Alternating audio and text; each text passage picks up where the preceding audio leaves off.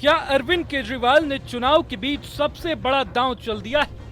क्या अरविंद केजरीवाल ने बीजेपी को अपने चक्रव्यूह में फंसा दिया है? आखिर अरविंद केजरीवाल ने ऐसा कौन सा दावा ठोक दिया है जिसने अमित शाह से लेकर राजनाथ सिंह तक सभी को सफाई देने पर मजबूर कर डाला है? कथित शराब घोटाला मामले में करीब 50 दिनों तक तिहाड़ जेल में रहने के बाद दिल्ली के सीएम अरविंद केजरीवाल अंतरिम जमानत पर बाहर आ गए।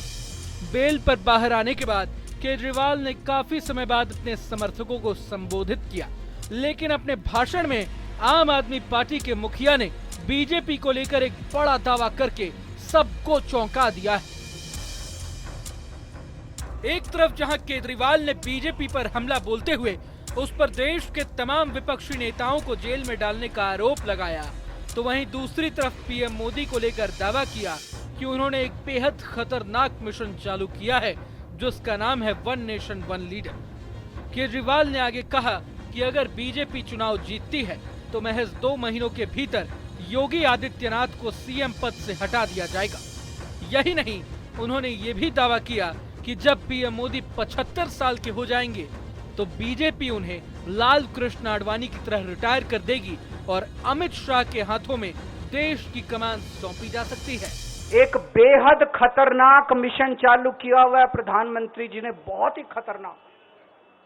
देशवासियों को यह समझने की, अब जब मैं बोलने जा रहा हूं, समझने की जरूरत है। उस मिशन का नाम है वन नेशन वन लीडर। देश के सारे नेताओं को खत्म करना चाहते हैं मोदी जी, और इसको 2 स्तर के ऊपर इस मिशन को चला रहे हैं। जितने विपक्ष के नेता हैं उनको जेल भेजेंगे, और जितने बीजेपी के नेता हैं उनको सबको निपटा देंगे, उनकी राजनीति खत्म करते जाएंगे, उनको सबको निपटाते जाएंगे। विपक्ष के अंदर आज इन्होंने मनीष सिसोदिया को जेल भेज दिया, संजय सिंह को जेल भेज दिया, सत्येंद्र जैन को जेल भेज दिया, केजरीवाल को जेल भेज दिया, हेमंत सोरेन को जेल भेज दिया, ममता दीदी के कई मंत्रियों को जेल भेज दिया, स्टालिन के कई मंत्रियों को जेल भेज दिया, केरला के सीएम के पीछे पड़े हैं।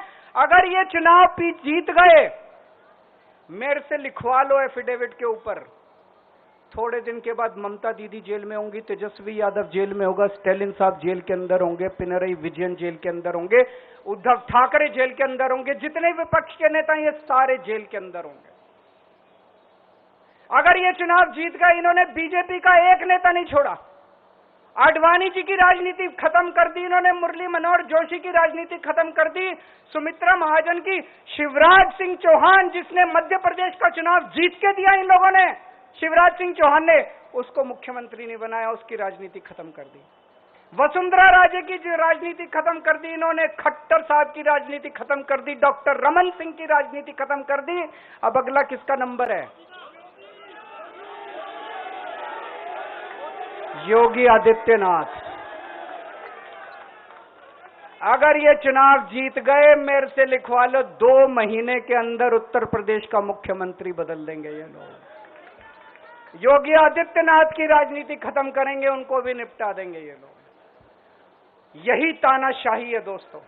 जेल से बाहर आते ही केजरीवाल के इस दावे ने सियासी कोहराम मचा दिया है। अब इन बातों में कितना दम है ये तो नहीं कहा जा सकता, लेकिन चुनाव के बीच केजरीवाल की इस भविष्यवाणी से लोगों के मन में कई तरह के सवाल खड़े होने लगे। केजरीवाल की ये बात बीजेपी को कितना नुकसान पहुंचा सकती है, इसका अंदाजा इसी बात से लगाया जा सकता है कि खुद रक्षा मंत्री राजनाथ सिंह और गृह मंत्री अमित शाह को केजरीवाल के आरोपों पर सफाई देने आना पड़ा। रक्षा मंत्री राजनाथ सिंह ने जहां एक्स पर पोस्ट करके पलटवार किया, तो वहीं अमित शाह ने भी केजरीवाल के तमाम आरोपों का जवाब दिया।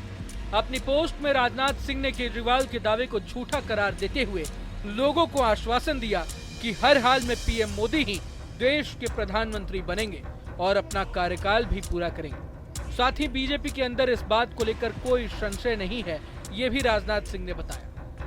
दूसरी तरफ गृह मंत्री अमित शाह ने केजरीवाल के दावे पर क्या कहा, ये आप खुद सुनिए। देखिए, इस देश की जनता पूर्व हो, पश्चिम हो, उत्तर हो, दक्षिण हो या नॉर्थ ईस्ट हो, हर कोने में मोदी जी के साथ प्रचंड समर्थन के साथ खड़ी है।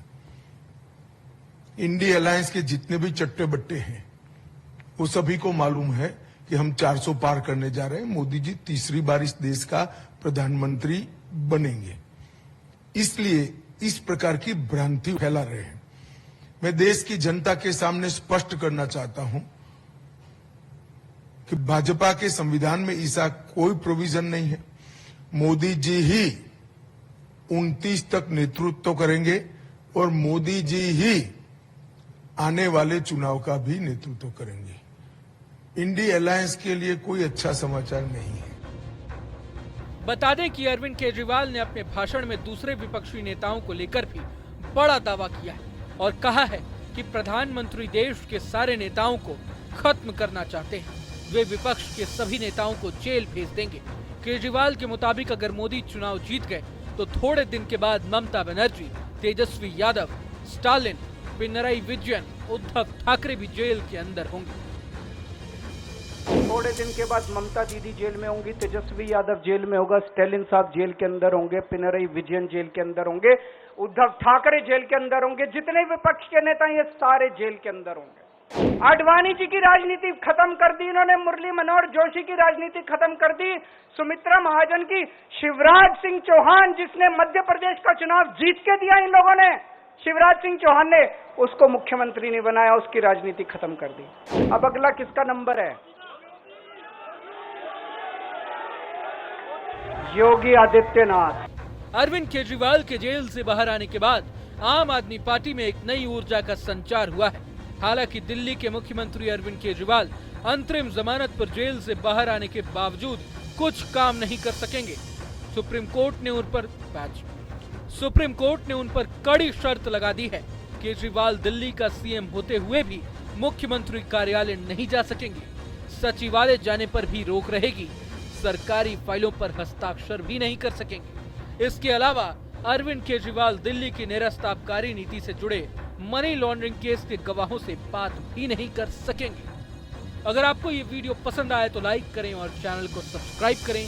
वहीं तमाम बड़ी खबरों के लिए देखते रहें न्यूज़ नेशन।